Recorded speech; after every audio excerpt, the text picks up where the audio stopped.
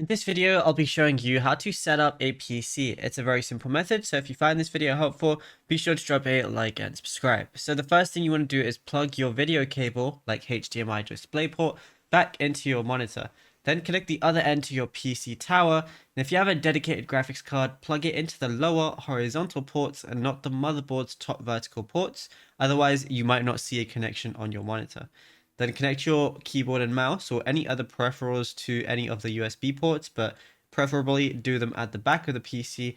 Then plug the large power cable into your power supply unit at the bottom of your tower, then connect it to the wall and flip the master PSU toggle from off to on.